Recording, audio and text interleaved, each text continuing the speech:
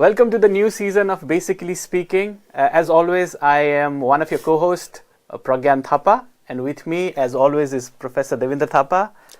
Hello and namaste, and very happy new year to all of you. I hope your 2025 went well. It was how was your 2025 actually? I would say it was good. So I did a lot of new things, and it was always a new experience being a new parent. Yeah. So that was, I think, I was occupied with my role as a father.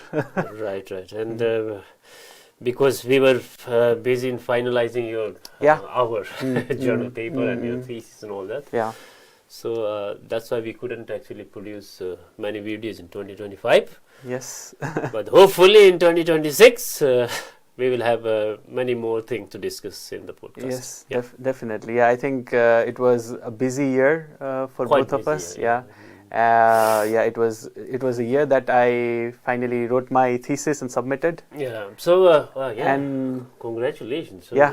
You finally, and I heard that it's also got approved.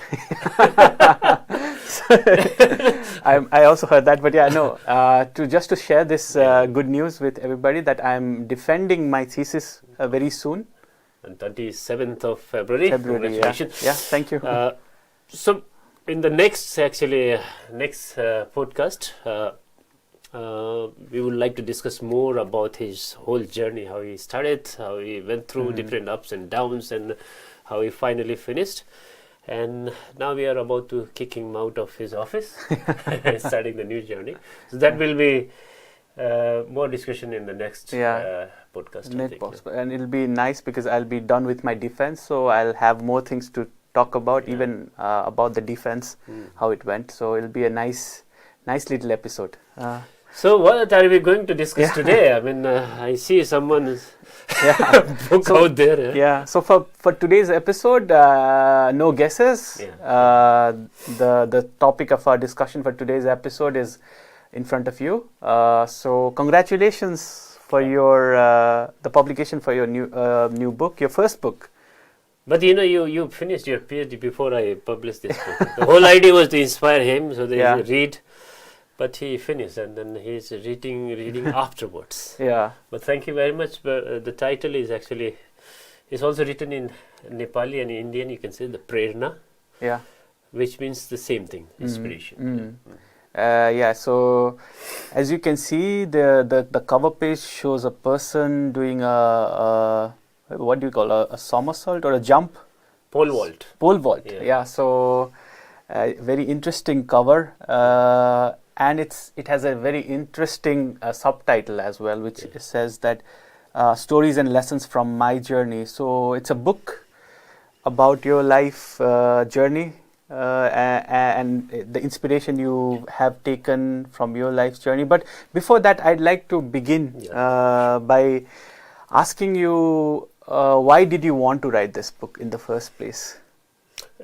Actually, I don't call it as a book, the book, but the idea was inside me, so I wanted to write a book. And because writing book is a bit different than writing academic articles, so I was somehow looking for some inspiration, right? Where should I start, how to write and all that. Then I read the book by what's her name? Goldberg. Natalia Goldberg. Okay. Writing down the bones. And then it was like, okay, if you want to write, the only way is just write. Okay. And I used to discuss with you and other friends, and what I come up with is usually it's also inspiration from the students.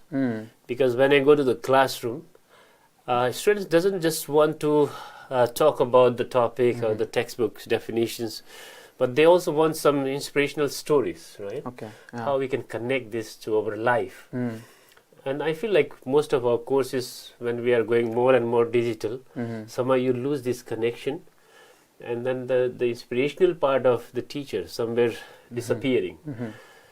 So whenever I like taking physical lectures, and then I used to see that whenever you talk about some inspirational thing, student has more motivation towards the classroom. Okay. So I thought, why not? And I have a habit of writing journal and all Okay. that, so I had a lot of collection. And then I thought, okay, let's start with just synthesizing all this. So it's not autobiography. Okay. These are mainly the professional, how I actually learned different Okay. things, the Okay. failures. So those things are there.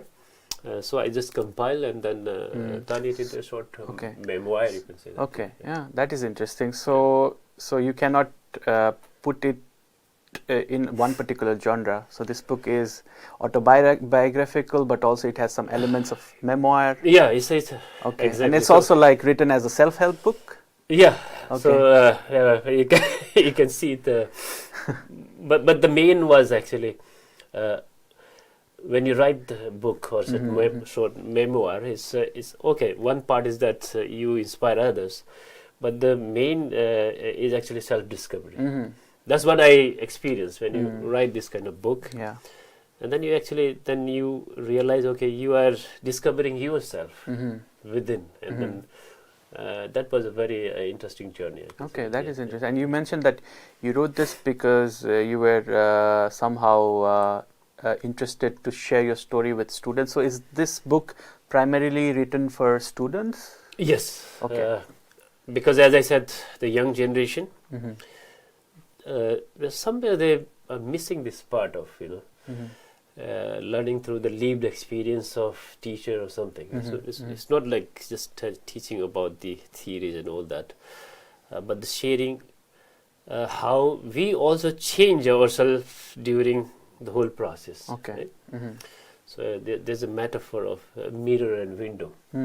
So this research or whatever profession you are doing, writing is like it's a window you try to show the world about something, but at the same time it's a mirror to see yourself, how you actually also go through the transformation while Yeah. doing this process. So it was both aspects. You can Yeah. say that, yeah. You also touched upon that how writing this kind of book is a bit different from how you've been writing. Like, I mean, as part of your work, as a teacher, as a professor, as a researcher, writing is quite important. But the kind of writing you've been doing in terms of writing research papers, how is that different from when you're approaching this kind of book, which is, I suppose, is written more for a general audience, and it's also more from experiences of an individual experience from yourself, right? So how it is different? Can you elaborate on that? Yeah, in the academic paper, it's a scientific, so you write for niche scientific community, especially for information system discipline or ICT 4D discipline. And then you have to cite a lot of sources. You cannot just write what you feel, right? It's not about the lived experience. It's about the facts, sources, and defending your arguments by bringing all other sources and all that. So, you have a limited freedom. In the sense, I mean, you cannot say what you want to say, right? So you have to take care of if you are writing with other co-authors, the domain, what the community want to see, and then the reviewers and editors. So it goes through different sensor, you can say that. But this kind of writing is more like you have a lot of freedom, right? You can bring your actual, what you want to say, right? So that's the difference. So there's a lot of freedom. And when you have a freedom, you have a responsibility as well, because you cannot lie. Right? So the idea is, I will not say X or Y said, so that's what I'm saying. This is what I experience. And you feel more responsible. Whatever you write is because there's no criteria to measure or assess. And you're telling the true story. And you need to be very truthful while writing this kind of books. So, but then is there less pressure, or in other words, let's say, is it easier to write these kind of books than, say, research articles? I would say you have more fun. Fun, okay, You feel more contented when you write this kind of book. I mean, it just comes from within. I mean, there's no deadline pressure, or there's no censor that forcing you to write like this. So It's a more, self-discovery and then more fun. That's the difference, I would say. Yeah, it's interesting that you said that you didn't have any deadline pressure while writing this book. Yeah. And I think to the ones who are watching us, I'd like to also share that he has self-published this book. Yeah. Would you say self-published? But it's Amazon who's you've self-published on Amazon. So the challenge with the authors like us, Yeah. the beginners, right? And then if you really want to go through the publishers, then there's a lot of process you have to do. That's what I'm doing for the second book. But first, I didn't have that much good response from the publishers as well. I tried to contact them, but so let's go a little bit back. So when you've written the first draft of this book, so in your head you wanted to get it published to a established publisher. That was my first. First, I wanted to do like that. Right? So, okay, let's send it to some publishers in Nepal, because it's you can say the main target were the Nepalese audience or the Indian audience, because they can relate this very much with their life. Okay. So I contacted, but I didn't receive any response. Then I was a little bit frustrated. I said, what to do? And then I was looking for how can we do that. And then suddenly figured out there is something called Kindle's direct publishing. Okay, right? Using the Amazon. And that was, I said, why should I actually depend on others? Why not just do it through KDP? We call it KDP. Okay. And I found like there are quite established authors who has used that service, right? So that's where I started to think, okay, why not just self-publish first? Yeah. That will also give me more confidence, and then I can also see how people react to that. And then that was the whole idea of going for the self-publishing. It's also quite inspirational when you say this, that you choose the route of self-publication. But can you also give us some challenges you faced? I mean, because you wanted to take this to an established publisher in India or in Nepal. But from your experience, why do you think it didn't work, or why you were not successful in kind of say publishing it through these established channels? Yeah, it's whatever this publishing house. One thing I think their first priority is someone who is known, authors, right? Yeah. Or if you have a good network. And my problem was I have a network with the academic communities. But not with the author community, because the author has their own communities, their own conferences and workshops and all that. So that's what I felt like. Okay, I should have actually joined those workshops, build this network, and then it's easy to actually access those publishers. Then directly, sending and try to publish. So that's the main, I think, thing I learned, that if you really want to contact the established publisher, then it's very good to build network through these author workshops, and then attending the seminar and all that is very important. But when you share this story, it's I feel a bit disappointed, in the sense that I think for any new author, first time author, it's really hard to kind of break it into this established channels. It is hard, as samurai Miyamoto Musashi said, everything is difficult at first. But then once you get it, like for the second book actually, it was quite easily I got the publisher. So you're also working on your second book right now, but you are working with a publisher already. With a publisher. I will not disclose the name until I get the contract. But somehow it's an established publisher. And this time I was more confident, and I get the reference that I have published one book. So that worked actually.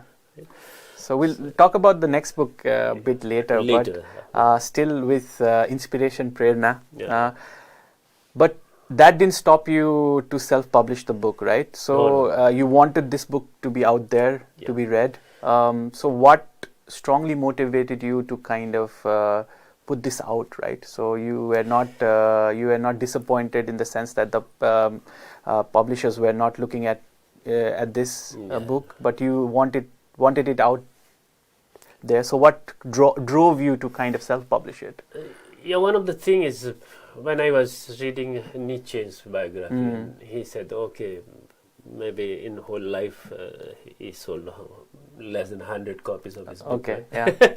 But the idea was similar. Like I wanted to share this inspiration. It's not a guide cookbook. It's not like, oh, you should do this and that. Yeah. What I'm doing is I'm just sharing my experience. And if someone can relate and get inspired by that, that was the whole idea. As I said, my main actually audience was from the Nepal and from India, coming up from the middle class or lower middle class, and then how to get inspired to, to achieve some kind of success. So I wanted to share this story. That was the whole selfish reason you can. Just wanted to share the story. Share the story. Yeah, I mean it's interesting, and I also like how you start the book. You start the book with the story of your father. Yeah. And how he had hopes, although he couldn't achieve. He achieved. He had a lot of achievement in terms of being in the Indian Army, and then helping his family out.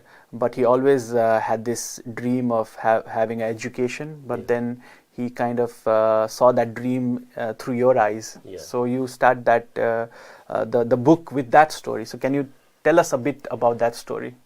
Yeah, actually, when we look for the inspiration, what is the source of inspiration? Where does it come from? Right? And then usually we say, oh, I read the XYZ, great. I also used to do that. But, it doesn't relate because of the contextual difference, right? I read someone from the US and then it doesn't fit with my lifestyle. I can say that, oh, great. But one thing that inspired me, and it's very retrospective. It's not like from the young I was inspired by telling those stories. But when I reflect back now, and my dad actually came from a very farmer family from Nepal, remote part of Nepal, and then he got into army. He was not formally educated. So I wrote in the book, like when he was learning ABCD, so teacher actually hit on his head, and then he got blooded because the pencil, is stuck in the mouth or something. Yeah.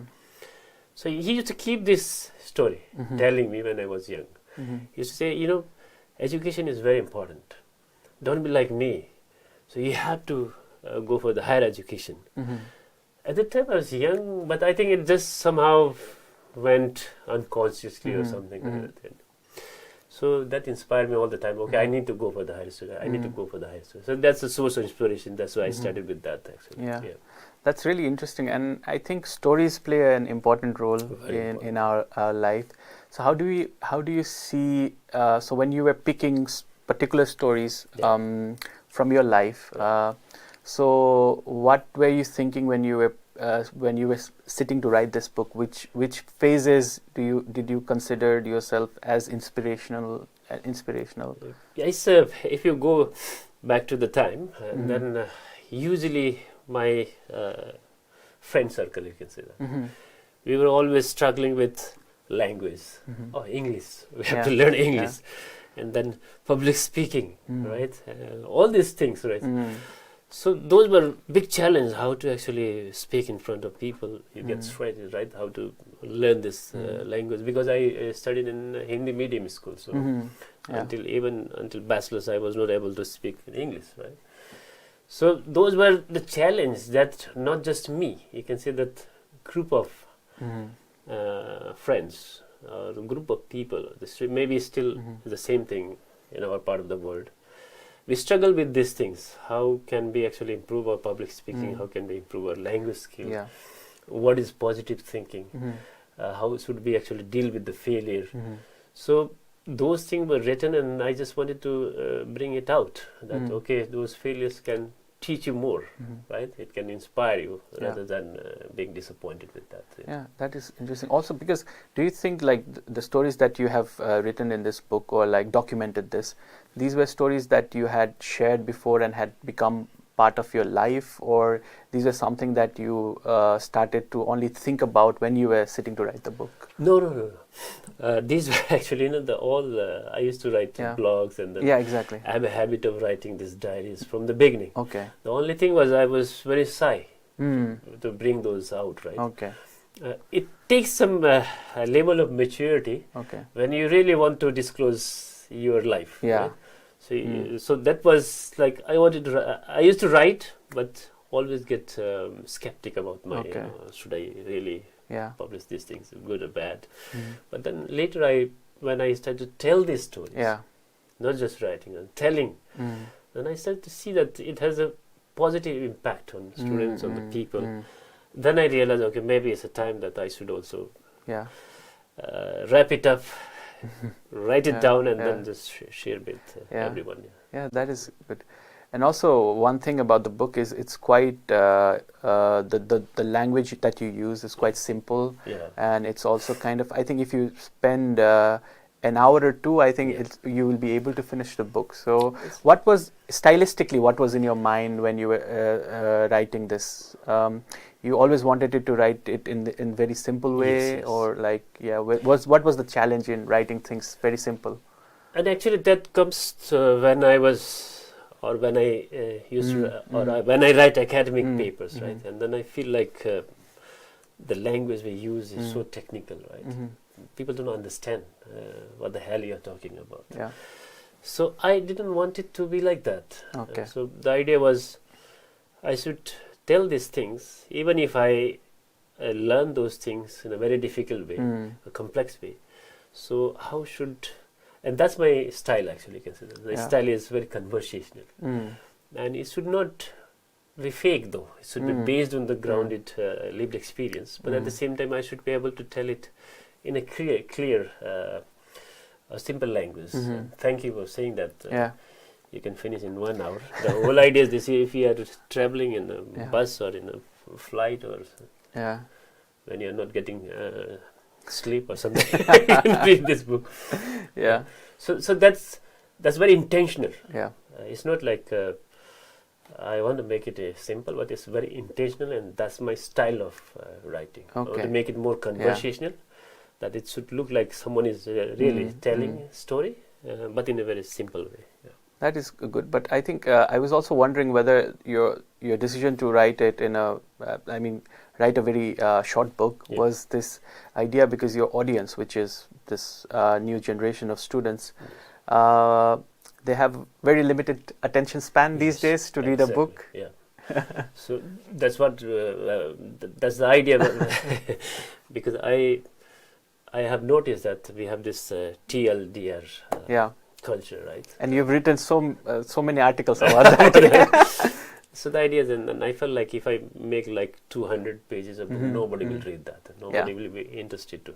So I just wanted to tell it in a very short way, and then so people can read and they find it interesting. Even the second book is more focused for PhD scholars, but I'm also trying the same. Like they should read. Don't make it too dense, so that they should invest a lot of time in that one. But what is your overall opinion on how? I mean, there have been a lot of observations or about how reading, the culture of reading is dying. So how do you then survive as an author or as someone who wants to say things through words? So how do you make yourself relevant in these harsh times for reading? No, actually, again, when there are many books about how to write, and then when you read those books, it looks like cookbooks. You felt bored. I mean, it's just a textbook, But when I read this Natalia Goldberg's what was Writing Down to Bones, each chapter is just sometimes 2-3 paragraphs, but you can really see that she has written it from her heart. I mean, in the kitchen, I'm cutting this. Okay, right. Write it down, right? I found it so interesting. So what I feel still is, even in this age, I think people still interested to read the real lived experience, not the superficial theories and all that. But if you can really bring your experiences and tell it in a way that they can relate with their everyday life, still I think they will read. Yeah, that is good. And actually, what you have at least I'd say what you've achieved through this book is that you've actually tried to share the stories that has inspired you, so that it would resonate with others as well, right? So that's very important. but interesting, you say that it's not written like a cookbook, right? So No. how do you want at least it's when you are a reader, you are very open to interpret it in different ways, right? But how do you want the readers to at least approach this book, or take the lessons out of it? So should they read like chapter by chapter, or have you given some suggestions to how you can apply these? At least you draw on different lessons from the stories. That is nice, that you describe an event that happened, and then you try to. I think that comes from your career as person who's interested in looking at the world and then theorizing things, right? So it's nice that you also kind of zoom out and talk about the lessons about these stories. So then, how do you expect the readers to kind of take the lessons out of each chapter or the whole book? Of course, it's a very small book. If you don't read the whole book, it's very bad. No. But there is no, as you said, it's not a cookbook. It means you can read any chapter randomly. Okay. Suppose, how did this guy actually learn the English? He went through this kind of exercises and all that. Now, what I want to say is, if it work for me, it's not necessary it will work for you also. That's why I just want to tell my story, and then you draw yourself. You think yourself, okay, how can I actually bring my own way of actually doing these things? So here I'm telling my way of doing these things, right? I'm not saying because it works for me, so it will work for everyone. Okay. So it's pretty open. The idea is you read and then think. Let's say my father's story is a source of inspiration for me, but it's not necessary that the same story will inspire you, right? So my point is then you should look for your stories. You might have definitely around you, not looking into Steve Jobs or Bill Gates, but maybe your father, uncle, mother, brother, someone might have something in your village, in your country. Get inspired by that, because then you can relate, right? Then you can immediately relate that, maybe this is how I should go. So that's the idea. So it's like it's open, and it's more to do with how the reader brings his or her whole perspective, their own perspective through your stories as well. That's an interesting point. But at the same time, we might also give this information out that your book is out on Kindle, and it's also available to order the physical book through Amazon. But it is quite hard to get it right now. It's just released a couple of months ago. But can you also talk about the challenges of like for readers who are interested to get the books and at the moment? Now you touched the very painful part of this. Actually, even in Kindle Direct publications, what happen is you cannot quote zero or something like that. Okay. You need to quote some prices. And then my audience were actually, in my mind, the audience was more towards, from Nepal and India, they should be able to afford it. And I put the lowest, like $1. And then paperback, the lowest is around $5. Okay. Right? Then I realized if you convert that, it become 500 or 600 Nepali, right? Rupees, And the challenge is you have to have that kind of infrastructure. You cannot pay dollar. You cannot use credit card in Nepal, right? So those were the complaints I got from many friends and students that we cannot actually do transactions online, and it's very hard to actually buy this. And then if you order, because you order and it came from US, right? US, So the shipping charge is I think it was expensive than the book. It was 4 times more than the book. So then I wrote one article about these challenges, which that make me a little bit sad. I still I'm not able to reach to the audience that I wanted to reach. Yeah. That's It's the interesting challenge. because you said that how liberating it was to self-publish or have the opportunity to self-publish this book, but at the same time, the reality is that it's really hard for the readers, at least because if the target audience were people living in the West who are used to using books or downloading books on Kindle and then ordering stuff on Amazon, it would be not been this This same problem, pretty but easy for like friends in Norway or who wants to use Kindle. It's very easy for them, right? And they find it very cheap. Yeah. But of course, they're also my valuable readers. Sorry. Now he's No customer. talking like a real author. But still, I feel a little bit constrained by those challenges. This. But at the same time, I can tell you, if you're an aspiring author in any part of the world, so this is a very nice way of actually publishing your book, right? Because Amazon actually help you in marketing and in all this cover design and publishing. They do everything, right? The only thing is, these are the challenges, but it gives you confidence because those who have read this book somehow get the access. Now they are encouraging me to publish in Nepal. Yeah. And Amazon has no restriction. Okay. I cannot have e-book in Nepal also. Okay. But I can have hardcover or paperback. Okay. Yeah. So that's perfectly fine with Amazon. They don't care about that. Okay. So what are you planning in terms of making this book more accessible for people in Nepal and India and South Asia to buy? So one point is in Nepal, I am looking for some interpreter who can interpret into Nepali because my Nepali is too good that even I don't understand. Writing, I can speak. So maybe same with the Indian. Hindi I can understand, I can speak, but still writing is a different game, right? So next plan is to translate the book into to Nepali or Hindi, and then find some local publisher, and then publish from there. Okay, so that will be cheaper. that is interesting, and I think that would be the right way to do to make it much more accessible to.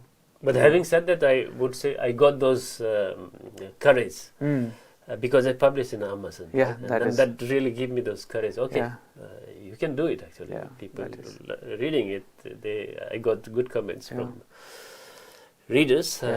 Waiting for your comments, but but you know my comments as well because there are many stories that I've heard from him before, and it's so nice to kind of have it. To read it in this book as well, and a lot of stuff you have left out. You've talked more about the inspirational stuff because that's the theme of the book.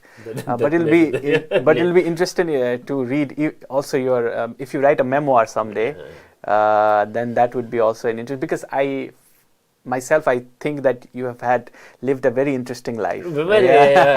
So that autobiography will come, and then maybe that will come a very latest stage of my life. And I have this hunch that if you write that autobiography someday, then publishers will be fighting each other to get it published. And you'll not have the same experience with your first work. Let's hope. But I think that is all about inspiration, prerna. But I think I'd also like to talk a little bit about if you can elaborate on something about the next book that you are writing. The next book is also very much based on lived experience. Now every time I say lived experience, because I'm very much influenced by the existentialist philosophy and then phenomenology, right? So the idea is we have to look into the human side, freedom, responsibility, existence, but from the lived experience. Not just coming up with some thin air theories and then try to impose, but the idea is you look into lived experience and then you start from your own experience. Right? I cannot tell your experience. Right? I cannot tell how your lived experience. Where to start? Start from your own. And I have a habit of writing. I write a lot, writing opinion pieces and blogs and then diaries, and then. The good part of that is then you can synthesize those and then make it into book. The second book is more about research side, Okay. becoming a researcher, right? So maybe you have also experience living with me, I mean in the research, that for me to start the PhD is not just about getting another degree, right? It's more about changing a mindset, be a researcher, right? Yeah. Being a researcher. So that's very important for me. So that book is telling the story of becoming a researcher is not just getting another degree or just learning some methods and tools, but it's the way of life. Yeah. So that book is talking about that, Okay. how to make it a way of life. Yeah. That's interesting. So you're moving from more general inspirational life stories to a more specific area of research where you are also, I think the principle is the same. You're, Very similar. Yeah. It's a genre is still is a lived experience. Yeah. No cookbook. Yeah. Telling the stories, and then if they can drive out of that something, then it's their choice. That is good. Yeah. I think we've covered a lot of things about the book, and I think it's we should not talk more about the book and let our viewers grab the book and read for themselves. So it was nice warm up as well, because we've been away for such a long time, and I think we forgot the way to the studio as well. Also some challenge with exactly. starting this machine in the studio. So, but hopefully we will continue. Yeah.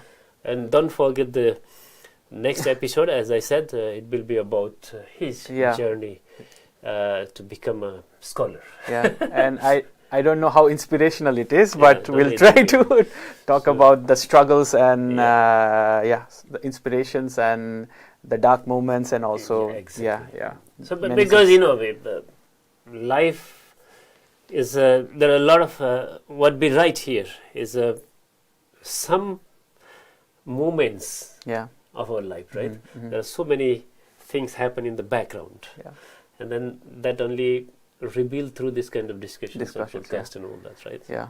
So when we are reflecting, we kind of reveal a lot of things. Yes. So whole point when I started writing books is, I think, is it's not just knowing about the world, doing scientific research. What we keep on forgetting is about ourselves, self-discovery. Okay? So writing is very much self-discovery. So it's a very spiritual experience, I would say. And then you learn a lot of other things about yourself, rather than the world. So that's really, I think, it's a very spiritual journey as well. Yeah. So that'll be nice. So we hope that you will join us again for the next episode. But thank you so far for supporting us, and keep commenting and sending us your messages, and keep watching our past episodes, and also write to us if you want us to actually talk about things that are interesting to you, and keep on subscribing us and supporting us, and keep on watching Basically Speaking. Thank you. So hope to continue in 2026.